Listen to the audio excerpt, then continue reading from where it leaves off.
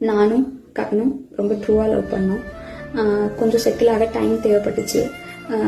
May 30 அப்போ வந்துட்டு சுற்றிட்டும் கவினும் பேசிக்கிட்டாங்க. அப்போ அந்த டைமுக்கு வந்துட்டு அப்பா கிட்ட சுற்றிட்டு சொல்லிட்டான். அப்பா வந்துட்டு இந்த மாதிரி லவ் பண்ணுறியான்னு என்கிட்ட கேட்டப்ப இல்லைப்பா நான் லவ் பண்ணல அப்படின்னு சொல்லிட்டேன். ஏன்னா கவின் என்கிட்ட டைம் கேட்டிருந்தான். இன்னொரு 6 months கழிச்சு சொல்லு ப்ளீஸ் அப்படின்னு சொல்லியிருந்தான்.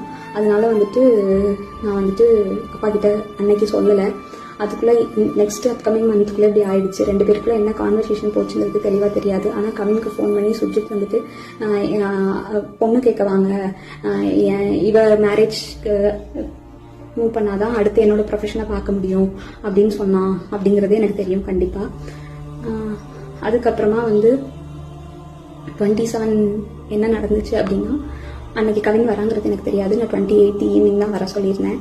அவங்க தாத்தாக்கு தலையில் சூச்சர்ஸ் இருந்ததுனால நான் வந்துட்டு ரூம் பார்த்துட்டு அட்மிட் பண்ணணும்னு யோசிச்சிருந்தேன். அப்போ வந்துட்டு ஆஃப்டர்நூன் மங்கம்மாள் சாலைக்கிட்ட வந்து நின்றுட்டு தான் எனக்கு வந்துட்டு தெரியவே செய்யும் அவங்க வந்திருக்காங்கன்னு சொல்லிட்டு. ஸோ டேரெக்டாக அவங்க நான் அங்கே ஐபிக்கு கூட்டிகிட்டு போயிட்டு கவின் உள்ளே வந்தான். பட் அவங்க அம்மாக்கிட்டேயும் மாமாக்கிட்டேயும் மட்டும்தான் நான் பேசிகிட்டு இருந்தேன். பேசிகிட்டே அப்படியே கவின் வெளியே போயிட்டான். அங்கேருந்து கிளம்புறப்பதான் அவங்க அம்மாவும் கிளம்புறப்பதான் கவின் எங்கே அப்படிங்கிறதே நாங்கள் யோசித்தோம். நான் ட்ரீட்மெண்ட் ப்ரொசீஜர்ஸ்லாம் எக்ஸ்பிளைன் பண்ணிட்டு இருந்தேன். அப்போ யோசிச்சுட்டு நான் வந்துட்டு சொன்னேன். அவங்க அம்மா வந்துட்டு கால் பண்ணாங்க, உனக்கு எடுக்கல. நானும் கால் பண்ணி எடுக்கல. நீங்கள் வேணால் பசிக்குதுன்னு சொன்னாங்க அவங்க அம்மா, சாப்பிட போங்க நான் வேணால் வர சொல்கிறேன்னு சொல்லியிருந்தேன். அதுக்குள்ளே இப்படி ஆயிடுச்சு. ஸோ வந்துட்டு இது தேவையில்லாமல்